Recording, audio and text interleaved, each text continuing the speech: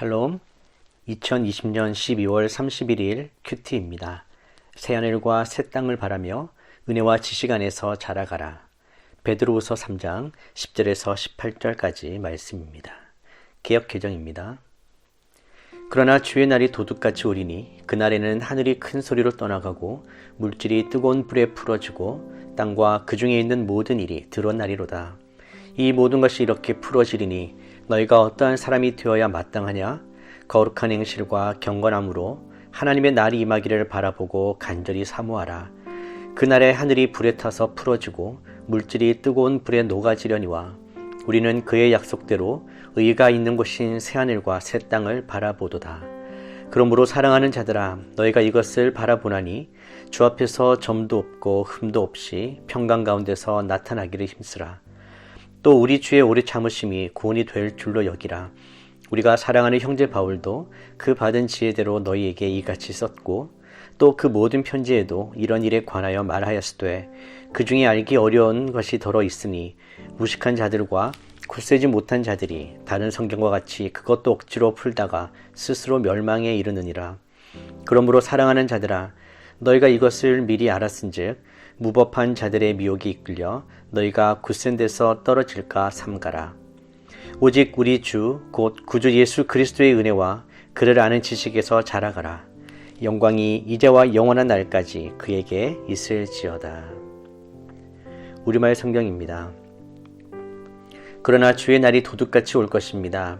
그때 하늘은 큰 소리를 내며 떠나가고 그 구성 물질들은 불에 타 해체되며 땅과 그 안에 있는 모든 것이 드러날 것입니다.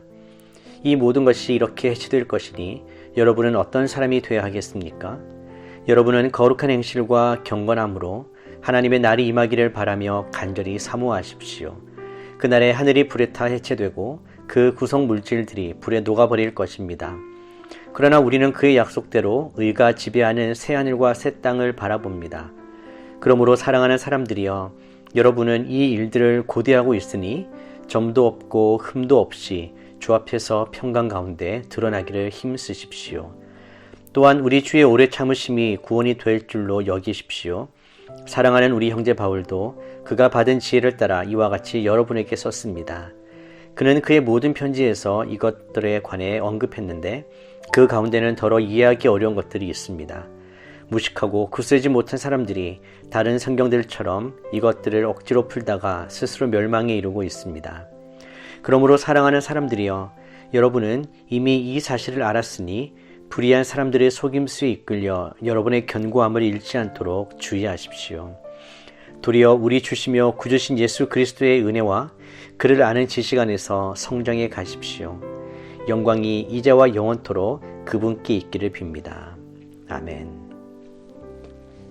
메시지 성경입니다. 그러나 하나님의 심판날이 닥칠 때에는 아무 예고 없이 도둑처럼 닥칠 것입니다.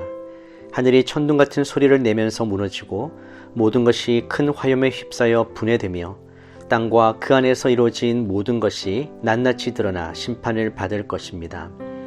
오늘 이 세상에 있는 모든 것은 내일이면 없어지고 말 것들입니다. 그러니 거룩하게 사는 것이 얼마나 중요한지 아시겠습니까? 날마다 하나님의 날을 기다리고 그날이 오기를 간절한 마음으로 바라십시오.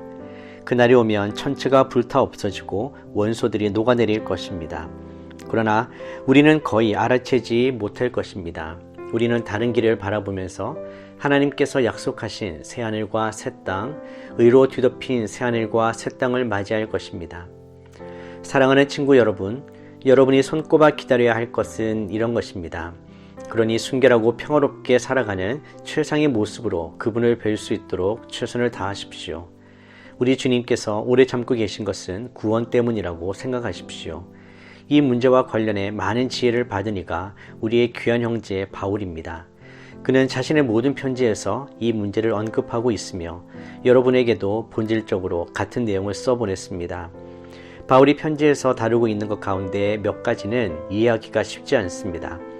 자신들이 무슨 말을 하는지도 모르면서 무책임하게 떠드는 사람들이 그 편지들을 함부로 왜곡하기도 합니다. 그들은 성경의 다른 구절에 대해서도 그렇게 하다가 스스로를 파멸시키고 있습니다. 그러나 친구 여러분, 여러분은 이미 훈계를 잘 받았습니다. 자기 마음대로 떠드는 불의한 교사들로 인해 발을 헛디뎌 넘어지는 일이 없도록 정신을 바짝 차리십시오.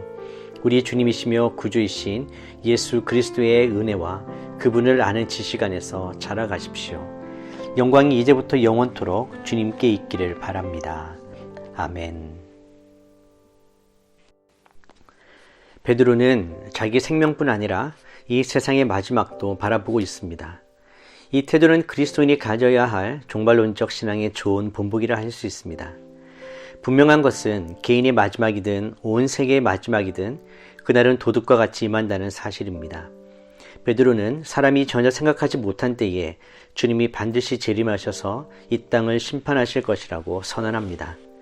주님의 초림은 소수의 사람들에게만 알려졌지만 다시 오실 때에는 온 하늘과 땅에 거대한 이변이 일어나 주님이 다시 오셨다는 사실을 모를 자가 없을 것입니다. 또 심판의 불 앞에 모든 것이 녹아내리는 두려운 일이 일어날 것입니다. 그러나 베드로는 성도들에게 새하늘과 새 땅이 약속되어 있으니 거룩한 행실과 경건함, 평강으로 하나님의 날을 간절히 사모하라고 말합니다. 그날은 성도들에게 구원이 완성되는 날이며 악인들에게는 영원한 심판이 임하는 날입니다. 주님이 재림하사 세상의 역사를 마치실 때에는 인류의 역사 가운데 존재했던 모든 인간이 주님 앞에서 선악간에 심판받을 것입니다. 물론 하나님 앞에서 선하다 할 수 있는 사람은 한 명도 없습니다. 그러나 우리는 주 예수 그리스도의 십자가의 공로로 말미암아 의롭다 인정되며 새하늘과 새 땅에 들어가 영원히 살 것입니다. 예수님을 믿어 구원받은 하나님의 백성에게 종말과 심판은 두려움과 공포가 아니라 승리와 환희의 시간입니다. 주님이 심판하셔서 악한 세력을 영벌하시고 의의 백성을 영원한 하나님 나라로 들어가도록 구원의 완성을 이루시기 때문입니다. 결국 베드로에게 주님의 재림을 바라보는 삶이란 그리스도를 아는 지식 안에서 자라가는 삶입니다. 마지막이 가까웠다고 해서 일상을 포기하고 특별한 일을 해야 하는 것이 아닙니다. 늘 실천해 왔듯이 말씀을 가까이 하고 그 안에서 정결하고 거룩한 삶을 살기 위해 노력하라는 것입니다. 재림을 준비하는 삶이란 언제나 하나님 앞에서 경건하고 거룩하게 사는 것입니다. 성도는 하나님이 기뻐하시는 뜻대로 살아가므로 재림과 심판을 준비해야 합니다. 마지막에 가까울수록 미혹하는 자들이 더 기승을 부리며 믿는 자들을 유혹해 그 영혼을 멸망의 길로 끌고 가려고 시도합니다.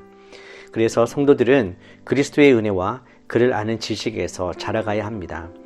적 그리스도의 도전이 강해질수록 성도는 말씀과 기도로 무장하여 악한 관계를 깨뜨리고 진리 가운데 굳게 서야 합니다.